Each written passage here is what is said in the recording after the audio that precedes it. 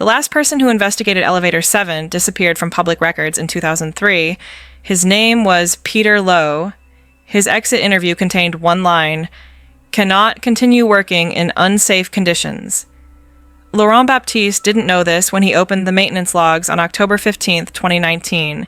He was just doing his job. Senior Facilities Manager, Meridian Tower, Boston. Routine quarterly audit, nothing special. Until he found the entry that shouldn't exist. Manual override. September 19th, 2:47 a.m. Elevator 7 stopped between floors 14 and 15 for 23 minutes. No work order, no technician signature, no authorization code, just a timestamp and a weight sensor reading that made no sense. 170 pounds added to an empty car. Laurent checked the security footage. 4 cameras. Every angle showed the same impossible thing. Nobody entering the elevator, nobody inside it, nobody leaving, just an empty car, suspended in the shaft, somehow registering the weight of a full-grown adult. He went back further. August, 2 more overrides. July, 1. June, 1. All between 2 and 4 a.m., all elevator 7, all showing weight appearing from nowhere, staying for 20 to 30 minutes, then vanishing, as if someone had simply dissolved into the walls. Laurent is 35 years old, Haitian-American, the son of an electrician who taught him, buildings have secrets. If you pay attention, they'll tell you everything. He's about to wish he'd never listened, because what's in Elevator 7 isn't a malfunction. It's not a ghost. It's something that's been there since 1952, and it's been waiting. Comment below, would you investigate? Let's find out what Laurent discovered.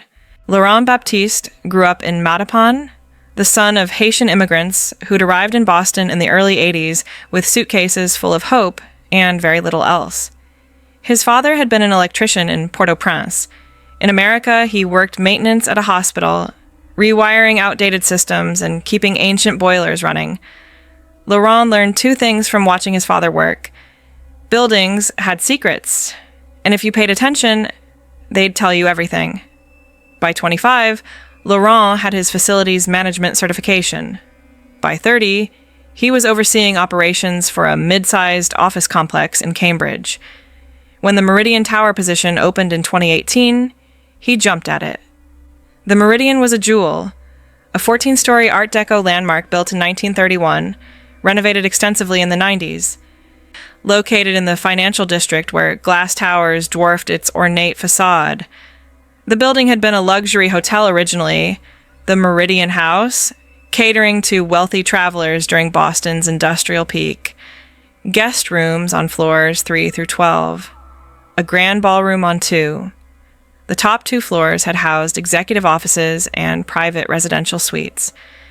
When the hotel closed in 1987, the building sat empty for years before conversion to mixed use, offices, a boutique law firm, high-end apartments on the upper floors. But the bones remained.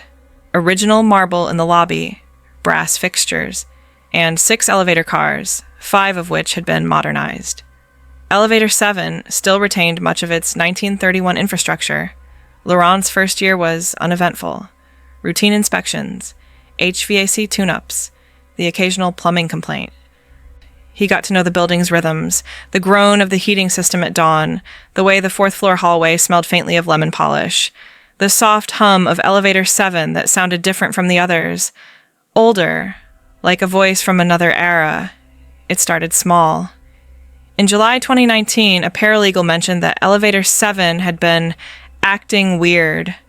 She'd been working late, called the elevator around 10 p.m., and when the doors opened, the car was warm, not stuffy, warm like someone had been breathing in there for a long time. Laurent checked the ventilation. Nothing wrong. In August, a tenant on the 9th floor submitted a maintenance request. Elevator 7 had stopped between floors while she was inside, just for a few seconds. No alarm, no explanation. It had simply paused, lights flickering once, then continued. Laurent reviewed the logs. No record of a stop, no error codes. He wrote it off as a sensor glitch, but he started paying closer attention.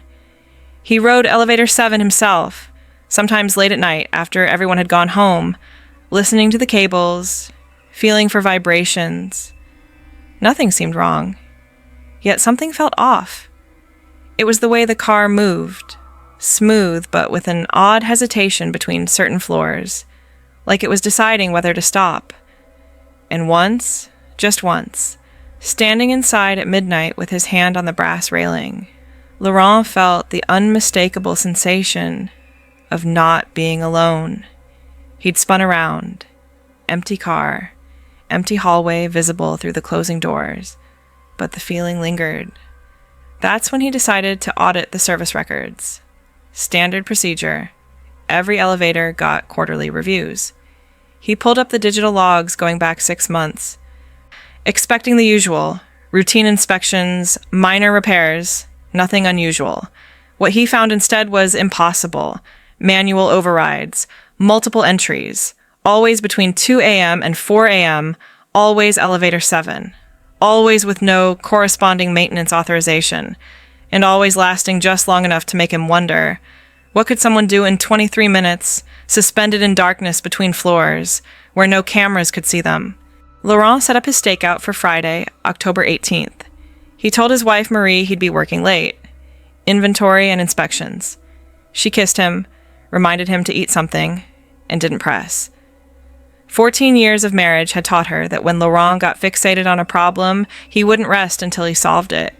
He arrived at the Meridian at 11 p.m. with a thermos of coffee, his laptop, and a duffel bag containing a flashlight, his master keys, and a digital multimeter. Donnelly was at the security desk watching a Red Sox rerun on his phone.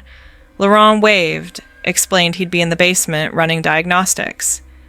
Donnelly barely looked up. The basement was Laurent's domain. Beyond the maintenance office lay the mechanical rooms, boilers, electrical panels, water systems, and at the far end, the elevator machine room.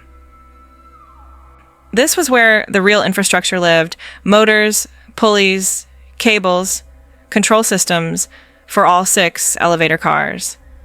Laurent positioned himself in the machine room with a clear view of the control panel for elevator 7. The panel was old school, a metal cabinet with analog gauges, indicator lights, and a manual override keyhole. Modern safety systems had been integrated, but the core mechanics were original 1931 engineering. Laurent opened his laptop and pulled up the live monitoring software. On screen, he could see real-time data for all 6 elevators: positions, speeds, door status, weight sensors. Elevator 7 was currently parked on the ground floor, dormant. He settled in to wait. Midnight passed. Then 1 a.m. The building was silent except for the ambient hum of machinery. Laurent's eyes grew heavy. He'd almost convinced himself this was a waste of time when, at 1:58 a.m., the ambient temperature dropped, not dramatically, maybe 5 degrees, but enough that Laurent noticed. He pulled his jacket tighter and checked the thermostat. Still set to 68. The heating system was functioning normally, yet the air had gone cold enough to see his breath. At 2:03 a.m., elevator 7 moved. Laurent's eyes snapped to the laptop screen. The car had activated on its own. No call button, no one in the building except Donnelly 3 floors above. It rose smoothly. Floor 2, 3, 4. Laurent watched the position indicator. His heart was hammering now. This was it. The car reached floor 14 and began to slow. Floor 15 illuminated briefly. And then, between 14 and 15, it stopped. On the control panel, a red light blinked to life. Manual override, engaged. But Laurent was staring directly at the keyhole. No key had been inserted. No one was in the machine room except him. Yet the system insisted someone had physically activated the override. Laurent stood, approached the panel. He reached out to touch the keyhole, hesitated. The metal was ice cold. His breath misted in front of his face. And then he heard it. a sound that didn't belong. From inside the elevator shaft, muffled but unmistakable, came the creak of the car's interior door sliding open. Not the outer hallway doors. Those were still closed, locked by the safety system. The inner door, the one that only opens when the car is properly aligned with the floor. Someone, or something, had opened the door inside a suspended elevator, 14 stories above the ground, in a shaft that should have been pitch black and utterly empty. Laurent's training kicked in. He grabbed his flashlight and his keys and ran. The shaft access door was in the sub-basement, behind a locked gate marked "Authorized Personnel Only." His hands were shaking so badly he dropped the keys twice. He pulled the heavy metal door, revealing a vertical tunnel of cables, steel beams, and darkness. 14 floors above, elevator 7 hung suspended, and from that direction came a new sound. Footsteps. Slow, measured, moving inside the car. Laurent didn't sleep that night. By dawn, he was in the Meridian's archives, a dusty room on the basement level where original construction documents and historical files were stored in rows of industrial shelving. If something was wrong with Elevator 7, the answer might lie in its history. Buildings didn't develop hauntings randomly. There had to be a trigger, an event, a reason. He started with the elevator inspection records from 1931. The Meridian House had been designed by Whitmore and Associates, known for luxury hotels across New England, 6 elevators installed by Brookstone Mechanical, 5 passenger cars, and 1 service elevator for hotel staff. Elevator 7 was the service car, used to transport linens, supplies, and luggage. The inspection records were pristine. The car had passed every safety check, operated flawlessly for decades. Nothing unusual until 1952. In August of 1952, there was a gap. The monthly inspection report was missing. Laurent flipped through the files. July, then September, but no August. He checked the index. August 1952 should have been there. He pulled the maintenance ledger, a handwritten log where building engineers recorded daily activities. August 1st through August 10th, routine entries. August 11th, blank. August 12th through August 31st, blank. Then September resumed normally. 20 days of missing documentation, 20 days where something significant had happened, and then been buried. Laurent dug deeper. He found the hotel's guest registries from that period. In August 1952, occupancy was normal until the 11th. Then, abruptly, the hotel closed for emergency maintenance. No explanation. Guests were relocated. The building was sealed for 3 weeks. When it reopened in September, everything resumed as if nothing had happened. But something had. Elevator 7 received a complete mechanical overhaul immediately after reopening. New cables, new motor housing, new control systems. As if the entire car had been stripped and rebuilt. There was more. Buried in a folder marked Insurance Claims, 1952, Laurent found a single document. A payment authorization for $12,000 to the family of a hotel employee named Joseph Marchand. Occupation: elevator operator and maintenance assistant. Date of claim: August 11th, 1952. Cause: accidental death. Workplace incident. No further details. The claim had been processed within a week, unusually fast, almost as if the hotel was desperate to close the matter quietly. Laurent searched for Joseph Marchand in the city records archive online. Death certificate filed August 12th, 1952. Cause of death: mechanical asphyxiation. Place of death: Meridian House Hotel. Age 37. Survived by a wife, Lorraine, and 2 children. There was a brief obituary in the Boston Globe. Marchand, a dedicated employee of 6 years, was killed in a tragic accident while performing routine maintenance, mechanical asphyxiation, in an elevator shaft. Laurent knew what that meant. Marchand had been crushed, likely between the car and the shaft wall, or caught in the cables. But why had the hotel scrubbed the records? Why rebuild the entire elevator?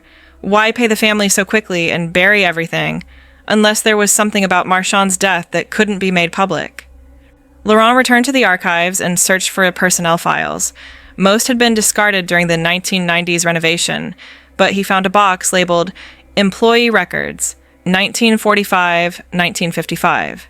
Inside, a thin folder for Joseph Marchand, hire date, January 1946, performance reviews, exemplary, commendations for reliability and technical skill. And then, clipped to the back, a handwritten note on Meridian House stationery, dated August 5th, 1952, 6 days before Marchand's death. The note was from the hotel manager to the head of maintenance. Per your concern, or J. Marchand, behavior recently erratic. Reports of him accessing elevator shafts during off hours, claiming to hear voices in the walls.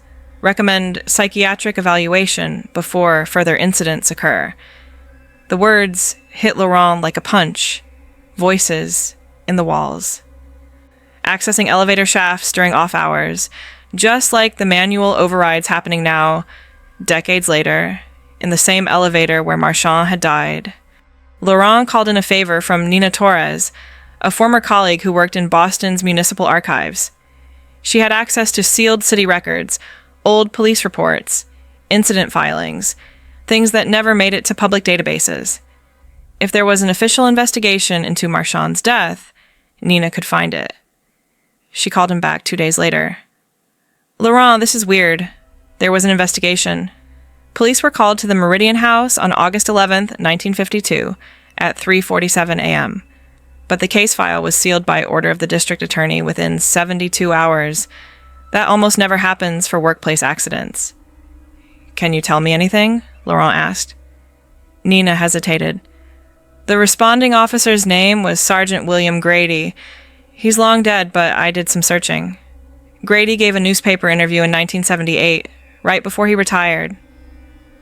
The reporter asked about the strangest case he'd ever worked. Grady mentioned the Meridian House, but wouldn't give details. He just said, "Some things you see, you learn to keep to yourself. That building wasn't right. Still isn't." Laurent's blood went cold. A police sergeant, 26 years after the incident, still disturbed by whatever he'd found. While he waited for Nina to search for other incidents, Laurent researched Joseph Marchand's background. Marchand had served in World War II, worked as an engineer in the Army Corps, then returned to civilian life and taken the elevator operator job. His wife, Lorraine, had lived until 1989. His children, a son and daughter, were still alive. The daughter, Cécile Marchand, now in her late 70s, lived in a nursing home in Brookline. Laurent called the nursing home, explained he was researching the Meridian's history, and asked if Cécile would meet. To his surprise, she agreed. The next afternoon, Laurent sat across from Cécile in a sunlit common room. She was small, frail, but her eyes were sharp. When Laurent mentioned her father's death, her expression hardened. "You're not the first to ask about that," she said. "Every few years, someone from that building comes around. Someone who's noticed things. You've heard them, haven't you? The sounds." Laurent nodded slowly. "The elevator, number 7. Cécile's hands trembled. "My father was a good man, logical, practical, but in the weeks before he died, he changed. He'd come home agitated, saying the elevator was wrong, that it stopped on its own, that he'd hear movement in the shaft when no one was there. The hotel managers thought he was cracking under stress, but he wasn't crazy. He was the only one paying attention." "Do you know what happened the night he died?" Cécile looked out the window. "He went to prove it. He told my mother he'd figured out what was happening, that there was a pattern. He said the elevator stopped between floors 14 and 15, because that's where it was. He never explained what it was. He took his tools and went to the hotel around midnight. The police said they found him at dawn, crushed in the shaft, but..." She paused. "My mother went to identify the body. She told me years later that his face wasn't afraid. It was furious, like he'd been trying to fight something." Laurent's throat tightened. "Did your mother ever say what the police told her?" Cecile reached into a small bag and pulled out an envelope. She kept one thing, a letter from Sergeant Grady. He wasn't supposed to send it, but he did. 3 months after my father died. He said he felt guilty, that the official story was a lie. She handed the envelope to Laurent. You can read it. Maybe it'll help you. Laurent opened the envelope with shaking hands. Inside was a single handwritten page from Sergeant Grady describing what he'd really found that night. Joseph Marchand locked inside the elevator car, doors sealed from the outside, bloody hands from trying to escape, and the weight sensor showing 2 occupants, 347 pounds total when they found only Marchand's body inside. October 25th arrived cold and moonless. Laurent told Marie he had an overnight emergency, a burst pipe that required monitoring. Another lie. She'd stopped believing him 3 lies ago. Laurent kissed his daughters goodnight, held them longer than usual, and drove to the financial district. He arrived at the Meridian at 11 p.m. with his equipment, a high-definition camera with night vision, a digital audio recorder, his phone set to record video, a flashlight, and Sergeant Grady's letter. He also brought a mechanic's key for Elevator 7's manual override. If things went wrong, he'd have it. Donnelly was at the security desk. Laurent waved, said he'd be working in the machine room. Donnelly grunted acknowledgement. Laurent descended to the basement, but instead of the machine room, he took the stairs to the lobby. Elevator 7 waited there. Brass doors gleaming. Laurent pressed the call button. The car arrived with its familiar hum. He stepped inside. The interior was exactly as it had been in 1931. Walnut paneling, brass fixtures, a small bench along the back wall. Laurent pressed the button for floor 15 and felt the car rise. His heart pounded. He set up the camera on the bench, activated the audio recorder, and placed his phone in his shirt pocket, recording video. He checked his watch. 1:47 a.m. 13 minutes. The elevator reached floor 15 and stopped. Laurent pressed door open and stepped into the hallway. Empty. Silent. He returned to the car, pressed the button for floor 1, and descended. The plan was to ride continuously between 1 and 15 until 2 a.m., then wait inside when the override triggered. He rode up and down, up and down. Each trip took about 90 seconds. At 1:58 a.m., as the elevator descended from 15, Laurent felt the temperature drop. His breath misted. The lights flickered once. The car was between floors 11 and 12 when it happened. The elevator stopped.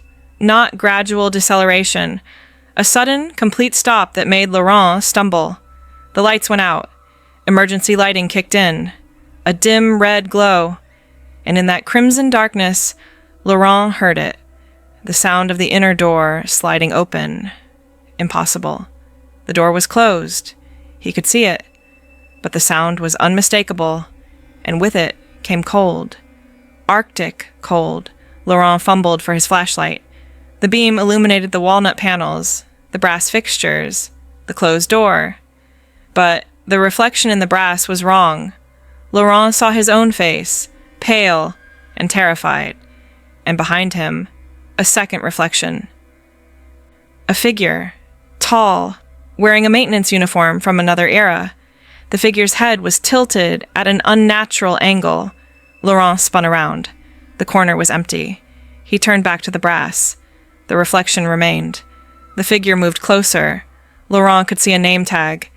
J. Marchand. Blood on the collar. Hands reaching forward, not toward Laurent, but toward the door, clawing, desperate. The audio recorder activated on its own, playing back static. Then a voice, distorted, layered. He's still here. He never left. Between floors, between walls, he's in the building. The voice was Marchand's. Not a ghost. A recording. A message embedded in the elevator itself. The weight sensor on Laurent's phone showed 347 pounds. Laurent wasn't alone. The reflection in the brass grew more solid, as if reality was thinning. Marchand's face was clear now. Not dead, but alive, terrified, mouthing words. Get out, before he comes. Who? Laurent whispered. Before who comes? The car shuddered. A new sound filled the space, rhythmic, mechanical. Footsteps. Not human. Something heavier. Metal, scraping metal, coming from above, descending through the shaft. Laurent looked up at the maintenance hatch in the ceiling. It was vibrating. Something massive was walking on the car's roof. The footsteps stopped directly above. Silence. Then, slowly, the hatch began to unscrew itself. No hands. Just bolts turning, one by one, falling with metallic clinks. Laurent grabbed the manual override key and lunged for the control panel. He jammed the key into the emergency slot and turned it while punching the master code. The override fought him. The key wouldn't turn all the way, as if something was holding it from the other side. Laurent threw his full weight against it. The key clicked.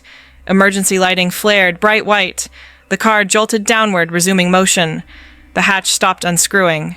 The footsteps above ceased. The cold vanished. The reflection dissolved. Laurent was alone again. The elevator descended to the first floor. The doors opened onto the empty lobby. Laurent stumbled out, legs weak, hands shaking. He turned back to the car. The walnut paneling was scratched, deep gouges forming letters, carved as if by fingernails. Operator in shaft. Floors, 1415, since 1952. Help him. Laurent checked his equipment. The camera had recorded 23 minutes. The audio had captured the voice. His phone showed the weight spike. He had evidence. But evidence of what? In the final 3 minutes of camera footage, barely visible in the red emergency lighting, was a face. In the upper corner. Not Marchand's. Someone, or something else, older, malevolent, watching from where the ceiling met the wall. And beneath it, a hand reaching down toward the hatch, fingers, impossibly long, working the bolts. Laurent understood now. Marchand's reflection had been warning him. There was something else in the shaft, something that had killed Marchand, something using the elevator to cross into the world, and Laurent had interrupted it, had documented it, had made himself known to it. The scratched message, operator in shaft. Floors, 1415. Since 1952. Help him. Marchand wasn't haunting the elevator. He was still alive somehow, trapped between floors 14 and 15. His consciousness suspended between life and death, kept there by the entity that had killed him. The entity was using Marchand as an anchor, a doorway, to enter the building. Every manual override was another attempt, and the pattern was accelerating because the doorway was widening. Laurent made his decision. He couldn't go to building management. They'd think he was insane. The police would dismiss it, but he couldn't walk away, because if he did, the manual overrides would continue. The entity would keep pushing through. Eventually, someone else would be trapped. Another anchor, another doorway. There was only one solution. Laurent had to go into the shaft, between floors 14 and 15. Find Marchand's body, or whatever remained, and sever the connection. Release him. Close the doorway. It was insane. Dangerous. But it was the only way. Laurent didn't wait. He returned to the basement, gathered repelling equipment, and went to the shaft access door. At 3:15 a.m., he opened it and stared up into darkness. Somewhere above, between floors 14 and 15, Joseph Marchand was waiting. Had been waiting for 77 years. Laurent clipped his harness to a safety cable and began climbing the service ladder, hand over hand, floor by floor. By floor 13, he could see elevator 7 above, suspended exactly where the logs indicated. He climbed alongside the car until he was level with the space between floors. Here, the shaft widened, a maintenance alcove built into the wall. And there, pressed into the alcove as if the building had absorbed him, was Joseph Marchand. His body was partially merged with brick and steel, uniform fused to the wall, face frozen in rage and determination, not decomposed, preserved. His eyes were open, and as Laurent's light fell across them, they moved. They focused on Laurent, Marchand's lips moved. No sound. But Laurent could read the words. End it. Please. Laurent understood what had to be done. He pulled out his tools and began the work of freeing a man who'd been trapped for 77 years, holding back something dark from crossing into the world. Today, Joseph Marchand would finally rest, and Elevator 7 would be just an elevator again.